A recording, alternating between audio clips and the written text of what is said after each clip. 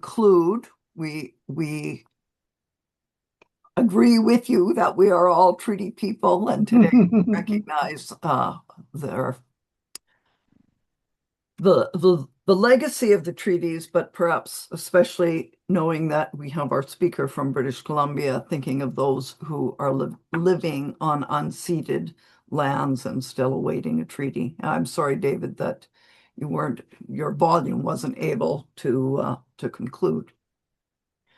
So welcome again, and for those of you who've just logged on, we're recording tonight's talk with Dr. Nowell's permission, and it will be on YouTube. And for those of you who are members, you'll get the links at a later time.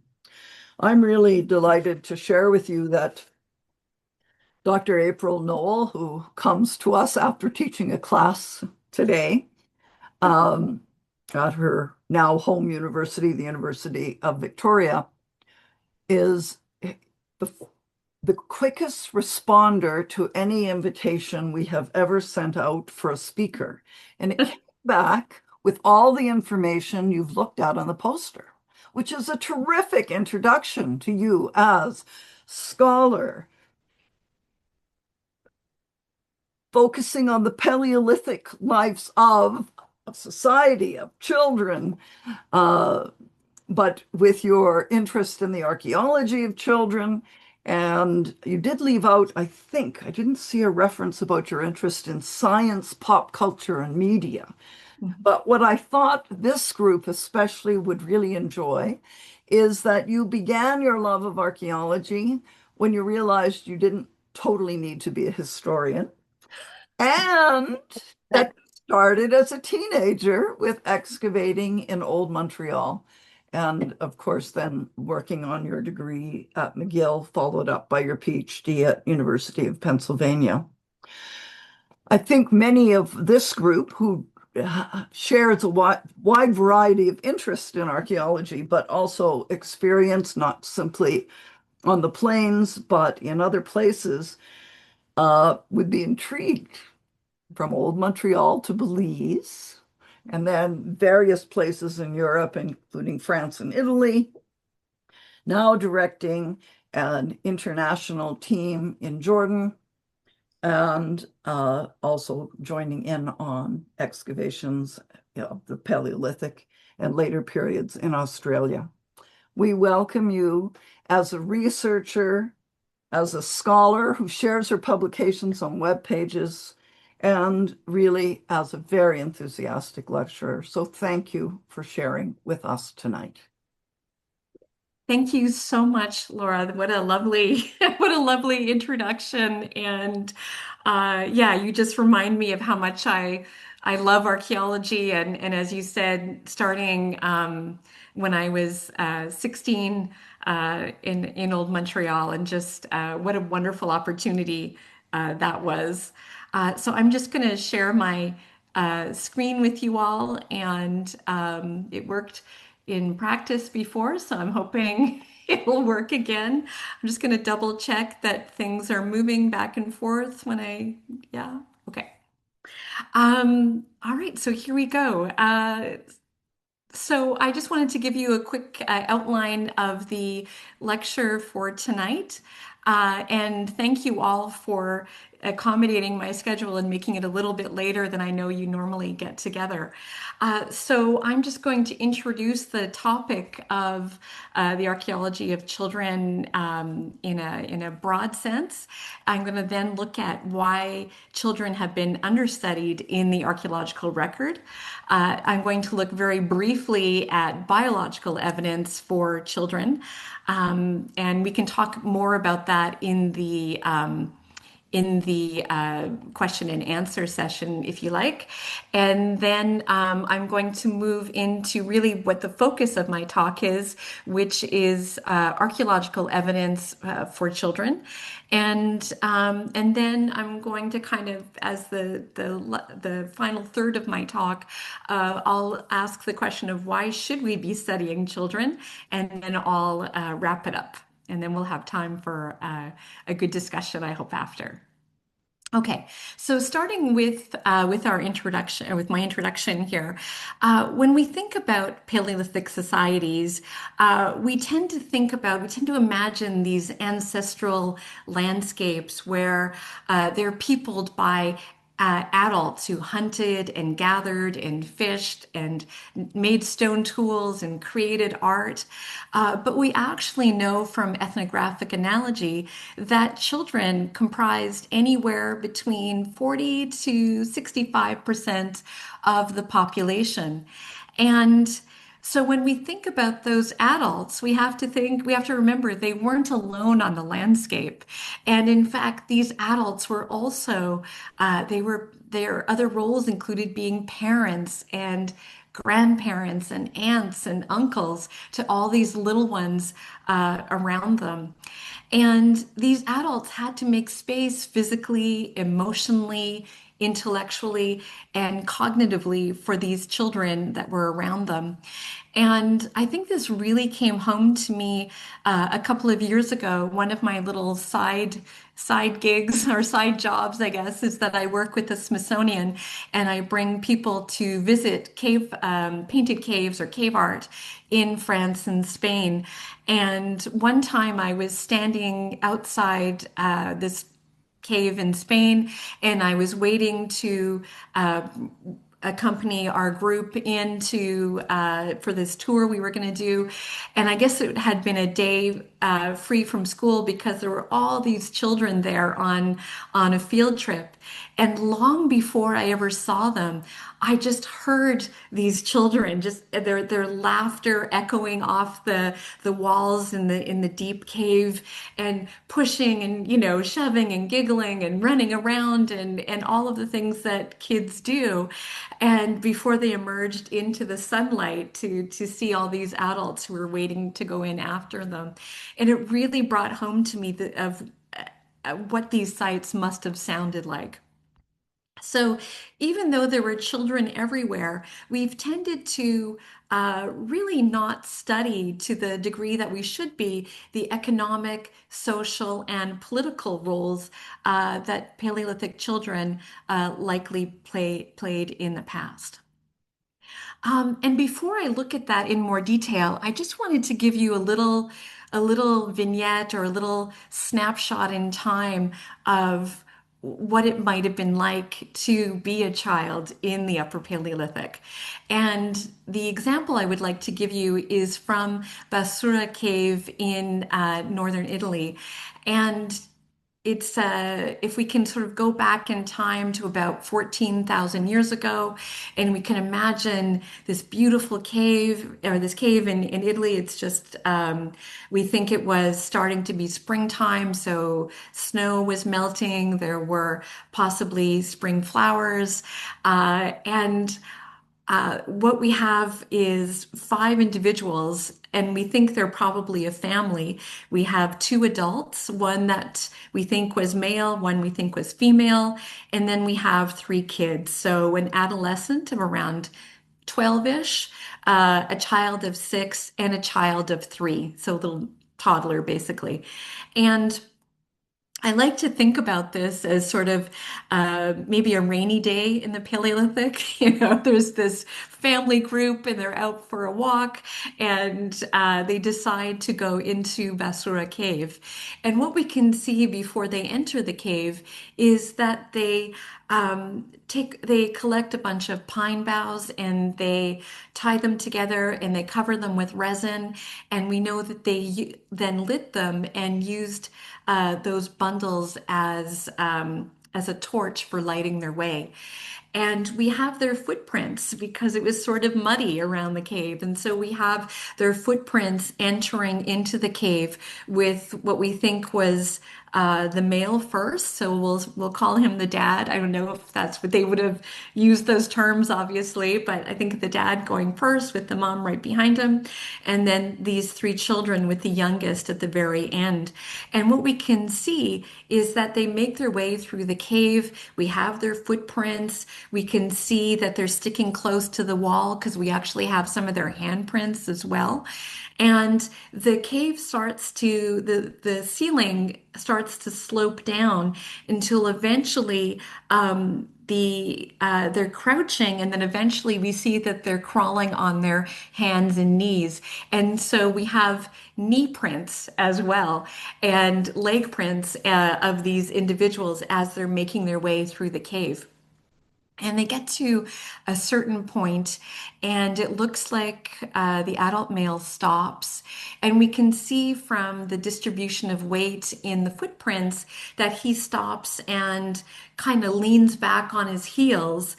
And it may be that he was thinking, do I do we press on, or is it going to be too hard for the littlest ones in my group?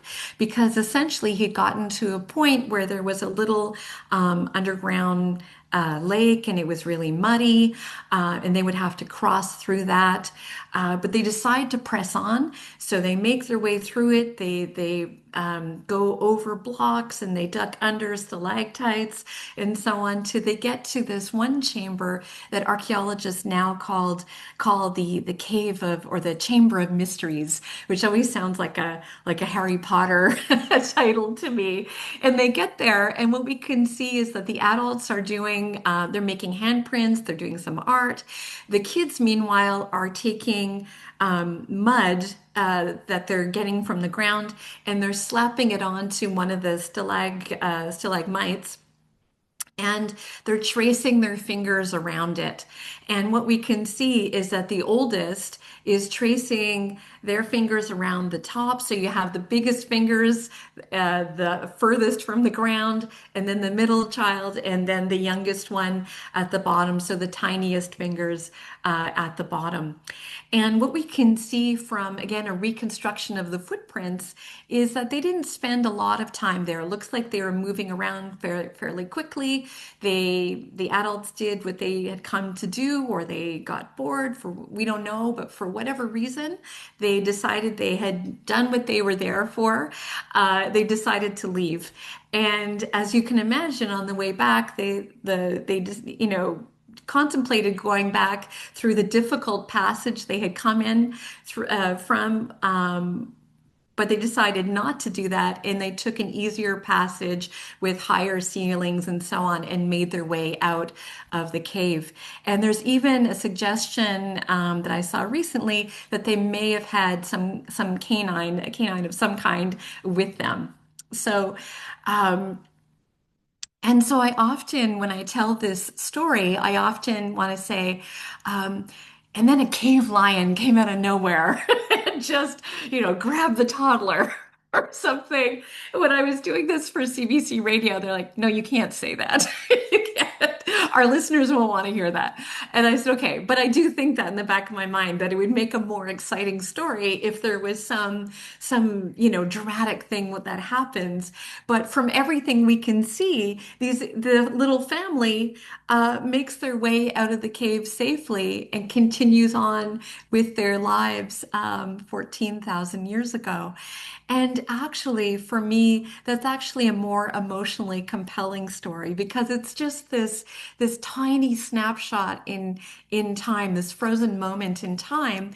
It's 14,000 years ago, and yet in so many ways, it could have happened last weekend, because so many of us remember going camping or hiking with our family or our friends, sometimes with a dog in tow. And so it's a behavior that's so familiar. And for me, it helps to kind of humanize people that we would otherwise think we have so little in common with, when in fact this shows their humanity. It shows they're us, essentially. Okay, so that was just a little introduction, but I wanted to talk now about why children have been understudied in the archaeological record. And I think there are a few reasons that I'll go through just super quickly. One of them is that there simply are fewer of them in the fossil and burial record. And this has a lot to do with taphonomy. And I'm sure all of you know taphonomy, the science of burial, and burial and differential preservation. So, as all of you know, all things being equal, larger, denser bones preserve longer and preserve better in better condition in the archaeological record than smaller, lighter bones. So you can think of elephant bones, for example, versus bird bones.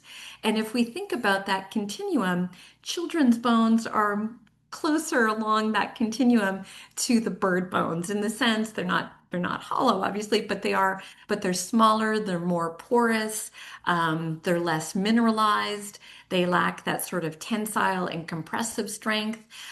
Sometimes you don't have epiphyseal fusion, so you have those little tiny ends of the long bones that can disappear easily. And so all of that makes them very vulnerable to sedimentary pressure, bioerosion through contact with acidic soil, and of course, organic matter, decomposing organic matter. And I've also written down there excavator bias. And by that, I mean it really depends on the type of screen you're using, how fine a mesh you're using, whether you may uh, miss or whether you capture those tiny deciduous teeth, for example. And then also, children are often subjected to differential mortuary practices. So sometimes kids are just buried in a different way. They can be buried in a more remote location. They can have shallower graves. There can be an absence of any kind of grave marker or coffin. And sometimes they're just not buried at all, or they're buried in containers, like a jar, for example. So, and I want to emphasize that this doesn't mean that they weren't loved. It just means it just depends on a culture's understanding of personhood. When do children become people in the same way that adults are people? And when do we treat them the same? But it doesn't mean they're lesser than or less loved or anything like that. And I'll give you an example of why I think that. A second reason that kids are often studied, and this is kind of a bias from me as someone who studies human evolution, is that often children, as what we call holotypes of biological evolution, are considered somewhat problematic and they may not be as useful as an adult specimen. So a holotype is basically the single type specimen that the description and the name of a new species is based upon. So when we think about, for example, the hominine species or early human species, Australopithecus africanus, and we have the late great Professor Philip Tobias here holding the Tong child, which was the very first Australopithecus africanus ever found, published in 1925. And the scientific community just almost universally hated this publication. There were a bunch of racist reasons for it. They're like, well, it comes from South Africa. How nothing, nothing of significance could come from South Africa. And they didn't like the fact that the name combined Greek and Latin. And they said anyone, who combines Raymond Dart, who mixes up Greek and Latin, doesn't know anything about anatomy. So they had all these reasons for not liking it. But the main reason, the main criticism was that this new species was based on a child. And so people said, okay, well, sure, it looks sort of human right now, but what if when it grows up, it has these giant canines and sagittal crest and looks more gorilla-like or ape-like? And it wasn't until a few years later where they found adult Australopithecus africanus specimens that the scientific world accepted it. A third reason is that people often suggest that children distort the archaeological record. So people say, kids play is just so random. You just can't predict it. There's not only so kids aren't only unknown, they're just they're unknowable. You can't know what they're going to do. And so often as archaeologists until the, last decade or so, would often use children as cautionary tales. So if you found something in a weird place, oh, well, a kid must have played with it, you know, or that's just a toy, to dismiss it.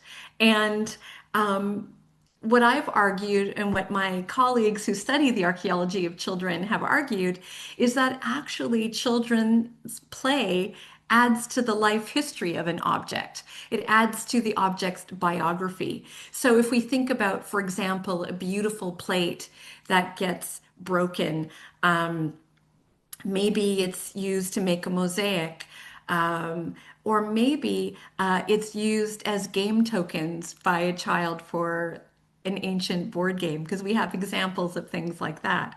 And so that just adds to the richness of our understanding of that object. And so children only distort the archaeological record if we think that our job as archaeologists is just to reconstruct adult behavior. But if we think our job is to reconstruct human behavior, then again, children add to the richness of our reconstructions of the past rather than distorting them.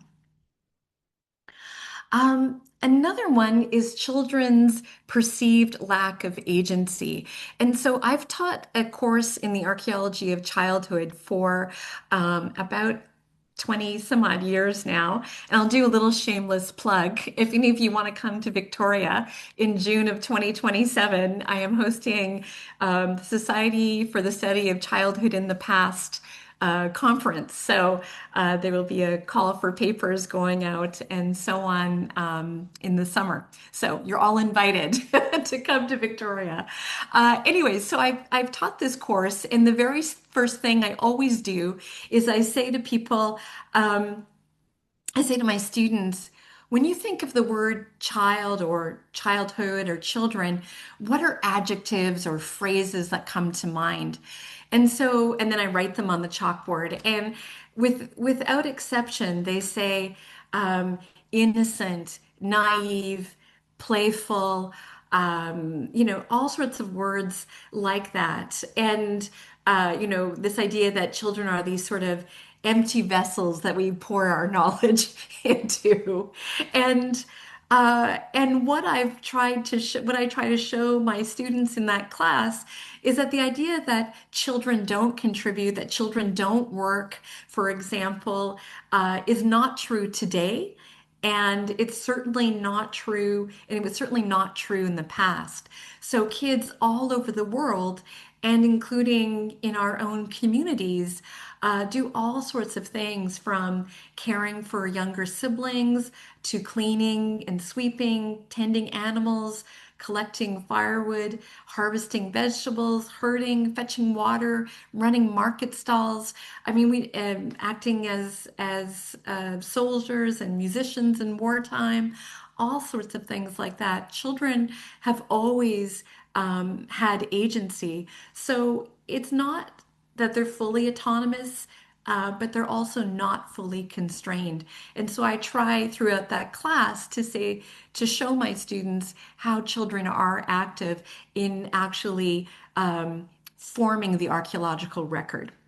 And in fact, if you think about something like stone tool making and the amount of practice that kids do and the amount of stone tools they make in the process, some people have argued that children's material culture might drown out adult material culture in some cases. Okay, and then the final reason that kids have been understudied in the archaeological record is that until recently they've really been marginalized as a research topic. And so in archaeology, really for, until really the 70s or 80s, we tended to think that we were only reconstructing, or we were mostly reconstructing the lives of men in the past. So we had sort of a bias towards males in archaeological interpretations, and a lot of that was because there weren't as many women in the field until a few decades ago, and a lot of the ethnographic research was by men talking to other men. And it's not that that information isn't important, it's hugely important, obviously, but it's not the full picture. And so in the 70s and 80s, when we had the rise of the archaeology of gender and feminist archaeology, that really, as a colleague of mine at Berkeley said, it wasn't just add women and stir. It was actually, to our recipe of the past, but it was actually to ask new, interesting questions about what women were doing. And by shifting our focus or widening our focus, let's say, to include women, we started to, by extension, include children in that picture as well. And so it's really part of a movement in archaeology to look at different genders, different ethnicities, sexualities, and so on, and ages. Although I would say that seniors in the archaeological record are still understudied. So that's something that's always in the back of my mind. Okay, so very briefly, I'm not going to focus on this, but we can come back to it. But we do know a lot about kids from a biological perspective. So we can look at their life history data. We know that throughout our evolution, there was a slowing down of growth and development, and an insertion and expansion of stages of childhood and adolescence over time, particularly beginning with Homo erectus. We start to see a more human-like pattern, and that extra time gave kids more time to learn from their environment and their peers and so on. And it was really important for who we are today as a species. So we can look at growth and development over time. We can even talk about breastfeeding and weaning. So we know when Neanderthal kids were weaned, for example, by looking at nitrogen levels and strontium calcium levels and so on.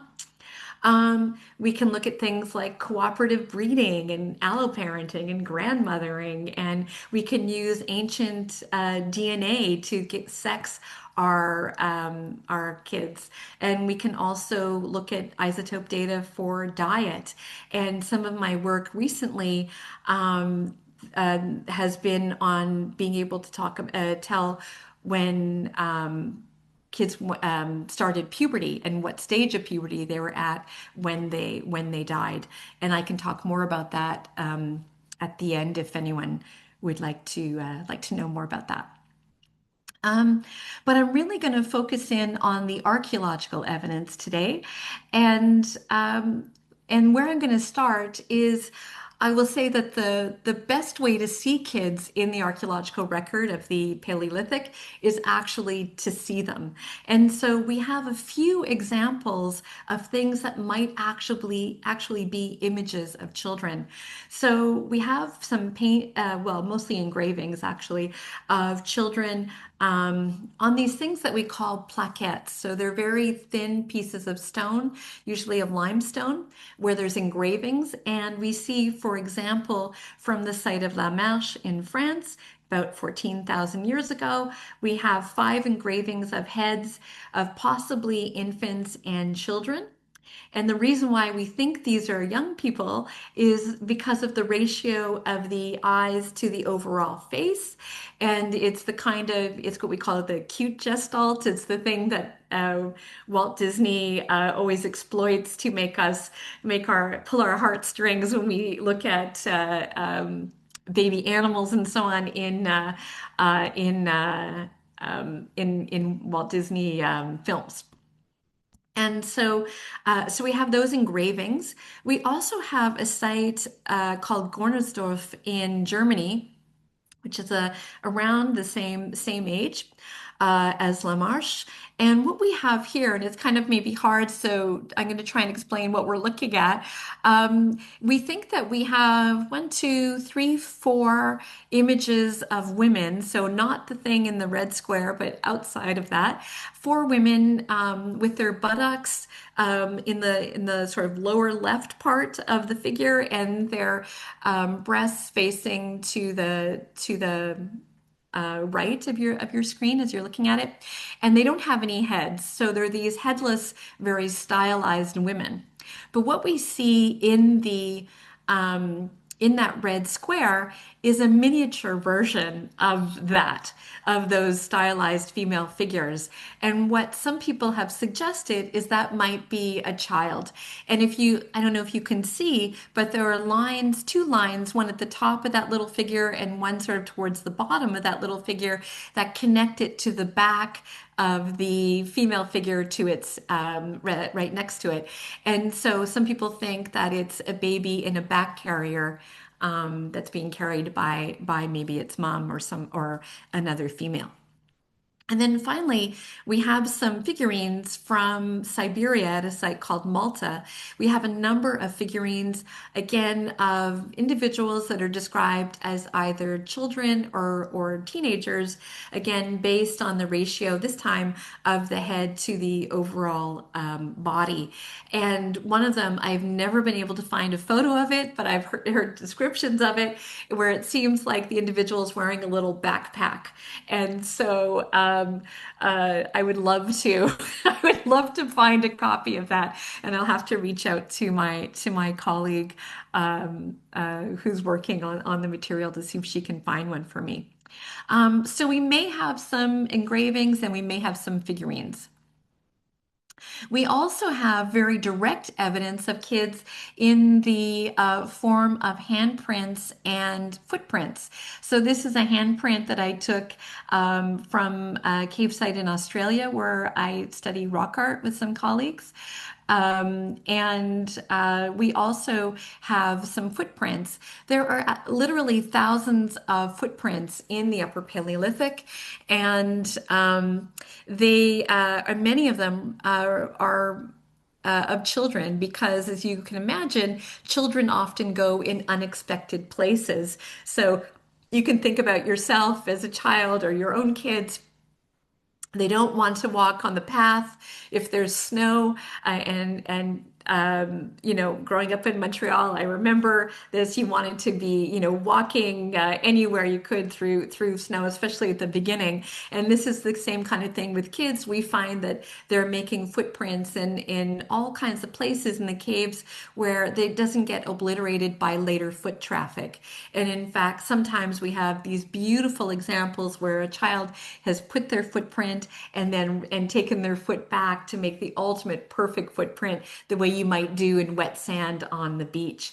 And people who've done sort of a forensic look at these footprints can see that can reconstruct the locomotion involved, and we can see that kids are often running around. And so it seems in some cases they were maybe playing tag or something like that, and they were also making little mud balls, so kind of snowballs, but out of mud, and throwing them sometimes at the stalactite, sometimes it would hit it, sometimes it would fall to the ground because they would miss, and I imagine other times they would hit each other. Because how could you resist how could you resist throwing a mud ball at one of your friends?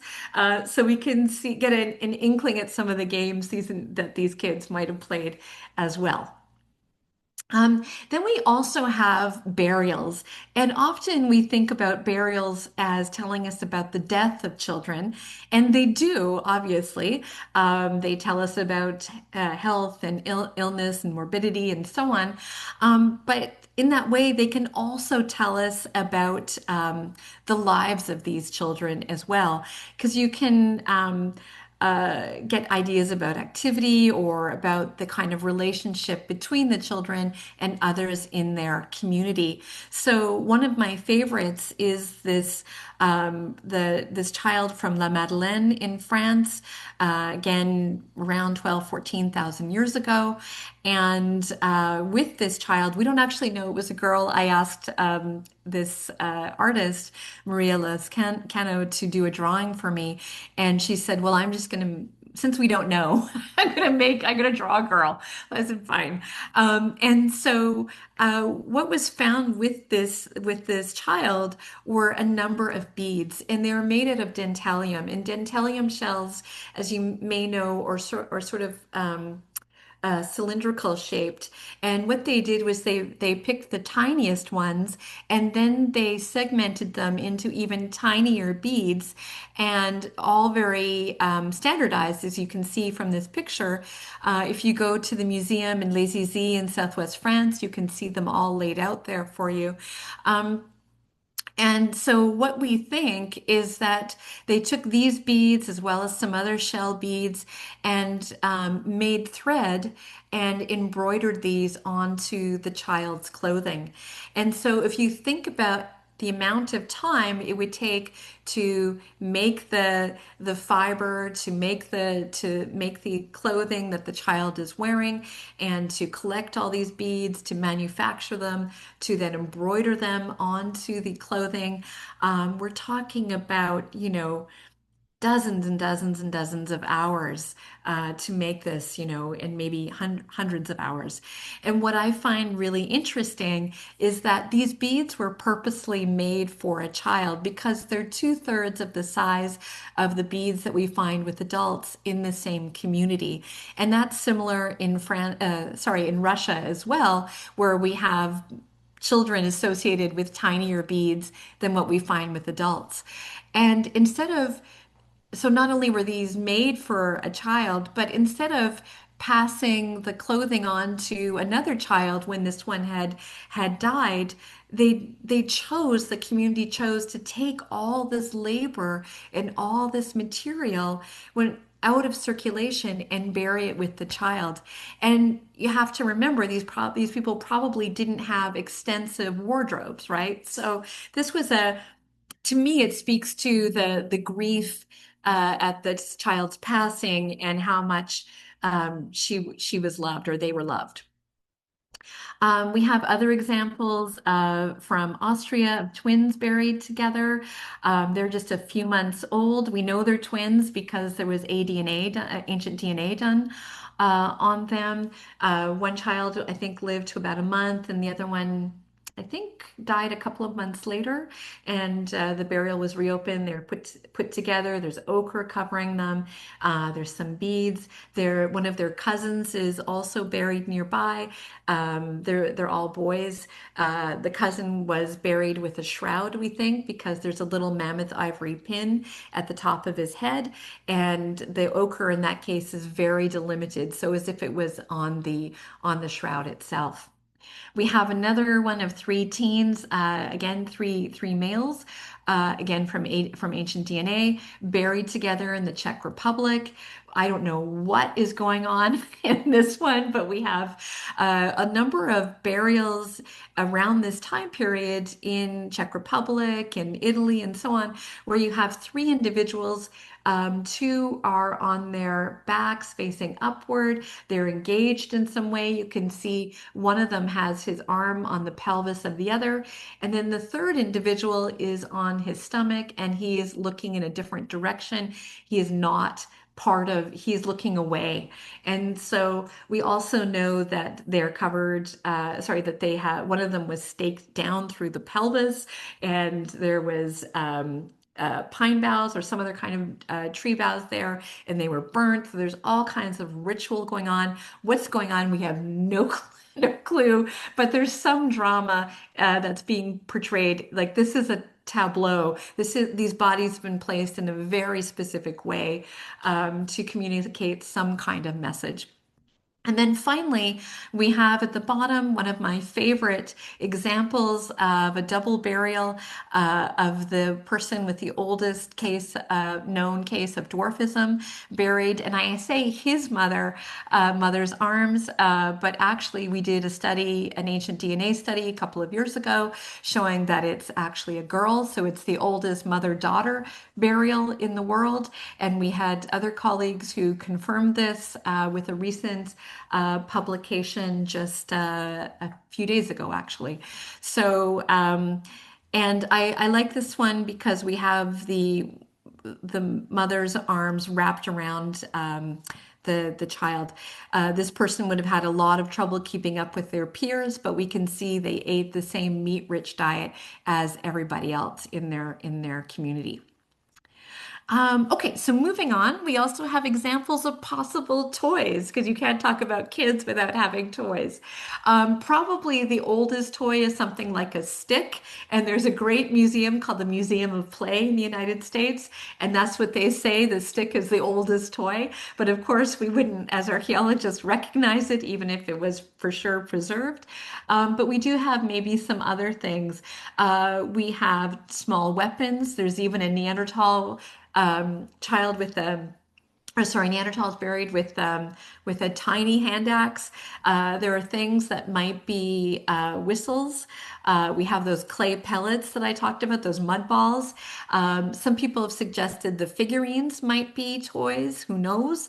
But my favorite is this thing called the thaumatrope, or in French, we call it a rondelle. I don't know if any of you have had the books as a kid, these flip books where you had a little picture drawn on the edge of every page and you would flip the pages rapidly and it would look like a little story unfolding. My kids had one of someone fishing, pulling in a small fish, and then a giant fish comes out and eats the small fish, the fisherman, and the boat all at once. And so, what I'm showing you here is an example at the bottom here. They're usually these discs made out of either bone or ivory or stone. They're flat and they have an image on both sides. Sometimes it's just geometric shapes. One time we have a narrative where there's on one side someone. A man and a bear. It's broken, so we don't 100% know what happened because the other side, all we see is the human on the ground, so we can assume that it didn't go super well, however that story ended. But this one here, we have a doe that is drawn on both sides. And you can see that there's a hole in the center. And if you thread some cord through it and kind of attach it onto the sides and flip it really quickly, you have the images blending. It flips back and forth, and because of what we call retinal persistence, the images stay in our visual system for a fraction of a second, and they blend with the next one. So it actually we get a sense of motion, and that's what's happening when we look at motion picture, for example, just a series of images, still images, shown very, very rapidly. And so when you flip this back and forth very quickly, and you can go online and just put in Paleolithic thaumatrope, Markazema, Azema, you'll see an image of a video of this. What you have is the doe's body staying in the same plane and her legs coming up and down. So my colleague Mark Azema says, "Oh, the doe is dying," but for me, I think it's actually a doe in a sort of playful mood in springing forward, and I think it's because otherwise I think the body would be falling down, but here the body's staying in the same plane and the legs are going up and down, and so what a perfect subject for a child's toy. But I think actually I think anyone would love this. I think adults would think this was really fun as well. So there's this whole idea of visual play that we don't normally think of when we think about Upper Paleolithic peoples. Um, so another thing that we can look for and ways to look for kids is maybe to infer them this way is what I call secret spaces and secret spaces. It's supposed to say in small places. Jane Baxter, who is one of my closest friends and a pioneer in the archaeology of childhood, has said that space is not culturally neutral, that we learn as kids how to navigate space. And there's been these great studies where you ask a child to draw their neighborhood and you ask an adult to draw their neighborhood, and it's a completely different map. And so we have, for example, secret spaces, basically like a tree house or a tree fort in a way. And if any of you remember back to your childhood, if you had something like this, I didn't have a treehouse, but I used to, again, growing up in Montreal, I would make a snow fort under the branches of our pine tree outside our front house. And what I loved is that my parents couldn't see me. I could bring snacks in there. I could bring, cookies and so on. And I could also bring comic books. So I could bring toy, entertainment, food, and be out of view of my parents.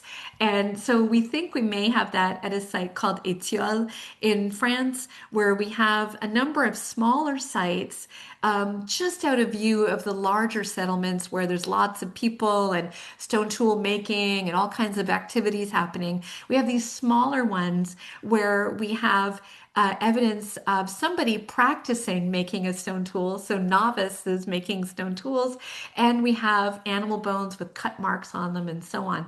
So some people have suggested these might be these Paleolithic tree houses or forts, if you will. And then we can also look for children in places that are too small to have accommodated adult bodies comfortably. So when I was in a site called Las Chamanias, sorry, Chamanias, sorry, you can tell I do not speak Spanish, so I'm apologizing to anyone whose ears I've offended. But this is a site in Spain, cave art site, and we were looking at finger flutings, which are when people draw in soft sediment on cave walls with their fingers. And we found evidence when we got on the ground and looked at a low ledge, we found evidence of tiny fingers having made tiny finger flutings there, or tiny tracings. And so that's another thing we can do as an archaeologist, is look for where are places that kids might find fun to be in that adults would have more trouble with. We can also look for evidence of skill acquisition and learning a craft. And so we can do this through all sorts of things like stone tool making or ceramics. And we can look at this in terms of the size. Smaller hands tend to make smaller objects. We can look at the kinds of errors that we know novices make versus adults. We can look at the quality of raw material and so on. And this is what we call situated learning. So, as an archaeologist looking at craft production and skill acquisition, we're so interested in looking at it in terms of the larger social body. How do kids learn from the adults and also from their peers and older kids? How do they learn to do these crafts? And so we have lots of evidence for novices in the Paleolithic. And as we all know, novice doesn't necessarily mean a child. I've taken up pottery making recently, and I definitely make errors that are of typical novice errors. Um, but my argument for stone tools, anyways, is that my guess is that everyone had to learn to make a stone tool in the Paleolithic. And you didn't have to be an expert, but you had to be competent in making stone tools because they weren't just for hunting, although they were, but they were also for processing plants, for making and cutting cords. You needed them for everything basically.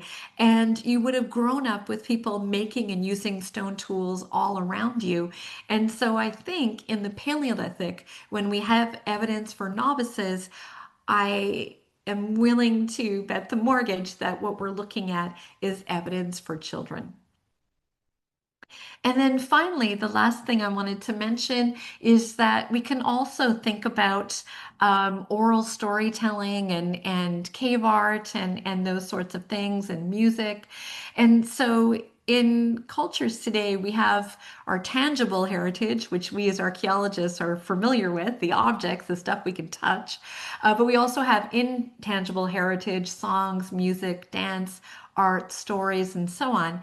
And so we often talk about, or cultural anthropologists have often said, oh, you don't have direct teaching in hunter-gatherer societies the way you do in the West, where we have classrooms and a teacher and students taking notes and so on. But other cultural anthropologists, have argued, in fact, that we may have direct teaching, but in the form of storytelling. And so we can see in many traditional societies that oral storytellers play an incredibly important role in transferring knowledge from one generation to the next. And so they will often signal they're going to share information by saying, okay, I have something something you should know, something you should hear. And then they'll tell this incredibly intricate story, and there's a plot and characters and so on, but there's also all this other detail about when certain plants are ripe, or what plants to avoid because they're poisonous, or how to treat your in-laws and the consequences. Apparently there are a lot of taboos around, or a lot of stories cross-culturally about how to treat your in-laws, because I guess having peace in the community was key. So all these sorts of things, and they're not just extraneous detail, but they're actually so important for learning. And we find that the more dangerous an activity is, the more important stories are. And so my friend who works in Southern Africa worked with some children in a traditional society, and they said long before they ever went out on a hunt, they learned so much about hunting through listening to the stories of the elders around them. And so it allows children to live vicariously through the rich memories and experiences of others. And so, what I have argued is that Ice Age art may be a visual component to a lot of these oral stories. And certainly, we have evidence of children's handprints and finger flutings and so on, showing that kids were around and actually engaging in the production of some of this art. Okay, so we've looked at the evidence for kids. So why should we, we've looked at why they were understudied. We've looked at the evidence for them very briefly. And I'm going to ask the question, or pose the question, why should we be studying children? Um, well, I think first of all, children are worthy subjects in their own right. I always say to my colleagues, no one asks you, well, why do you study stone tools, or why do you study animal bones? It's just taken as self-evident. And so I want to say that kids are also worthy subjects in their own right. Um, and it's quite funny, when I was at an archaeology of children conference a few years ago, every single person who got up talking to a room full of specialists, kids, people who studied kids, we all apologized for studying children. We all had to say, okay, well, the reason I'm studying kids is, so I think, as my friend Jane Baxter said, we can stop apologizing now. But beyond that, Paleolithic children, if we think about kids being 40 to 60% of the population in the past, and we think about the Paleolithic being approximately 99.83% of our time as humans on this earth, if we ignore children, then we're ignoring a huge portion of the human story. But the third and final reason that I wanted to mention is that I have argued in my work that I think children, and teens in particular, are drivers of human cultural evolution. And so when you think about it, as a child grows and develops, they have so much they have to learn to be full members of a community. But as we all know, as those of you who are parents and you remember being kids yourself, kids are not passive learners. They're not these empty vessels that we throw knowledge into. And in fact, as kids grow older, they start with learning through vertical transmission of knowledge from their parents, and then their peers become more important. So we've got that horizontal learning, and then finally oblique learning, where excuse me, they identify adults that they want to learn from that may or may not be related to them. and adolescents in particular seek out innovators. So they're not necessarily innovators themselves, but they tend to seek out innovators, and they're the main transmitters of those new innovations. And my colleague Shayna Lou Levy, a Canadian, I think from Montreal as well, but now in the UK at Durham University, if I'm not mistaken. She did a lot of research on this, working with teenagers in foraging societies, and she found that they were definitely the main transmitters of innovations. And I think about way back in time when when we got our VCR, and I was just a kid, but I was the one helping my parents figure out how to use that VCR. And now my kids are helping me. Do stuff with VR for that I want to use in my teaching and so on. I have to go to my kids to help me figure out how to use this technology. And so, what we can see is that a lot of this knowledge transfer is social. So, it takes place in a social setting, through storytelling and whatever. And so, when we think about everything that people need to learn in a very challenging environment, like it would have been in the Upper Paleolithic, it's more than one person can hold in their mind. And in fact, what we see is that human communities thrive because we're the product of many minds working together. And we pass that information from one generation to the next, what we as archaeologists often refer to as cumulative culture. And we use the metaphor of a ratchet tool that just engages to allow motion in one direction. But it's children and teens that really decide what gets carried into that next generation and what is no longer useful. My kids, don't use VCRs anymore, right? They don't make popcorn on the stovetop anymore. They all have their microwave pot. Like some things just, I'm giving frivolous examples, but some things go by the wayside and other things get carried forward.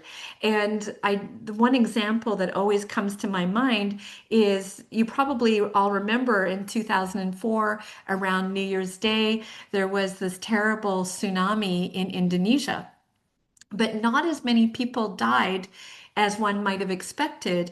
And when they interviewed the survivors, they said, "Well, how did you know what to do?" And they said, "Well, it's not like we'd ever, like thank goodness tsunamis are rare. So it's not like we have experienced them before, but we've heard so many stories from our parents and our grandparents about what to do if there's a tsunami, that the minute there was one, those stories just came back to us and we just instinctively knew where to run and so on. And so I think to me that's such a beautiful example of this idea of cumulative culture and the importance of social learning and the importance of children as these transmitters of knowledge. So, just in conclusion, then, we've looked at several reasons for why kids have been understudied, but we can see that far from being invisible, there are multiple lines of evidence that document the presence and contribution of kids. And I would also argue that it's really important to study kids for who they are and not just for the adults they would become. And we can think that, I often say to people, we don't have written stories like we do, or written documents like we do about the lives of kids in historic periods. But for me, we do have a lot of information. We can see that they hunted, that they made art, that they played games, that they loved and were loved by those around them, and sometimes they passed away too soon, and other times they left tiny footprints in the mud for us to see thousands and thousands of years later.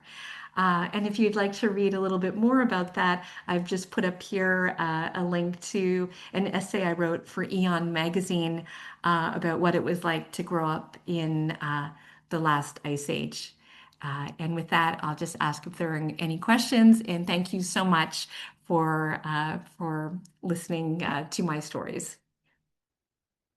And I'll stop the share here. There we go. Hi. Well, we're going to do a formal thank you, and then we'll stop recording before the questions. Okay, So, sounds good. Chris, who will have been so intrigued with all of the sites that you've mentioned, is going to do our collective thank you for just a wonderful talk, Dr. Nowell. Oh, thank you so much. I should introduce myself. I'm Chris Foley. I'm the other half of the people in the room. Nice to meet you. Yeah. Well, actually, I heard about you about 20 years ago uh, Oh, from Gary Rolifson. oh yeah. Uh, I love we Gary. Wow. did a bit of work together, and he Oh, mentioned really? that we should meet, but we didn't. But I Oh, want to thank Dr. Knoll for a very stimulating and enthusiastically presented thank you. presentation of an area of archaeology and cultural development that we don't often consider. Uh, Mhm. and of course, well, I'm probably as guilty as anybody, but but I can remember you mentioned 60% of the population was probably children. Uh, Mhm. my content, my association with that Mhm. is in ancient Mesopotamia, studies on infant mortality and Oh, how cool. many people you needed to birth to reach, you know, sustainable agricultural Right. population. Mhm. And I have some interesting stories about that, my experience with Bedouin. But Cool. um, the other thing that's is children in those cultures today, Bedouin cultures, Mhm. most of the work, Yeah. it's not just 60% of the population, it's Mhm. probably 60 to 70% of the work Wow. in Yeah. terms of, not in terms of high skill things like weaving, but Mhm. animal, Yeah. taking care of 100%. Yeah. Yeah. animal Absolutely. herding, milking cattle, all, yeah, and there were some interesting encounters I had with Bedouin kids for whom it was going wrong, and the panic. Oh no. It was actually quite humorous, but not for them, for me, No. distance. But I do want to thank you. That was an incredibly interesting presentation, and one of the things that kept occurring to me while I was uh, reading some of your articles and your recent book, for which you deserve all the plaudits you've received. Oh, Congratulations thank you. on that. Was we often take for granted how knowledge in these societies is transmitted. Hmm. And it's clearly, the link is clearly children, Yeah. because they're the next generation. They're the next group of hunters. They're the next group of potters or weavers. And we really don't pay enough attention to what I suppose one would talk about in modern terms, the socialization process Yeah. Yeah. goes Exactly. on through. I know as a child, I sort of mimicked what my father did. Hmm. Uh, Yeah. I didn't become an engineer, but I learned how to draft. Uh, Yeah. um, and we don't pay enough attention to that because that's just a vital link in in cultural encoding and continuity. And Hmm. your work has really emphasized that, and that is so important for our full understanding of what's going on in these ancient cultures, be they Paleolithic or Middle Bronze or whatever Hmm. they are. Um, Exactly. And I really, really want to thank you for that and for making your work so accessible. That's very generous of you. So thank you for the very stimulating presentation and thought-provoking, and we really appreciate it. Thank you. Oh, well, thank you so much for those kind words. And when you were saying that you were guilty of the same thing, I was just thinking about how before I started to do my research, I guess maybe like around 2000 or so, one of my best friends that I work with in Jordan, who also knows Gary and others, um, had said to me, do you want to do something on children in the Ice Age and I said to him, no, that's too fluffy. We can't know anything. And then I started to think about it more and more. And he went off and because he's a forensic, he works for the coroner's office in Boston, and so he went off in a different direction. And I just kept thinking about it and thinking about it and starting to put things together. And actually, in my book, I in my acknowledgments, I put that story in there, and I say, okay, you were right. So, and he hasn't said I told you so, so that's nice. But yeah, I was the same way. I just thought, well, what can we know? Because I just made the assumption that everything we were looking at was the product of adults. In the same way, I've done work with another colleague on the archaeology of nighttime. And when she first asked me to work on that with, Hmm. Hmm. I said, I don't know anything about the night. What could I say about the nighttime? And then I started to realize, oh, well, why am I assuming everything I'm digging up it tells me about the day? I'm just making an assumption and I'm ignoring, 50% of the or the 24-hour day. And so I think all of these things, remembering there are women, remembering there are kids, remembering there's nighttime, remembering that there were multiple genders in the past, those kinds of things just require us to look at the past, like to change our focus or our point of view, to get a different perspective, I guess, on it. And that's where the good questions start to come from. So Thank you again.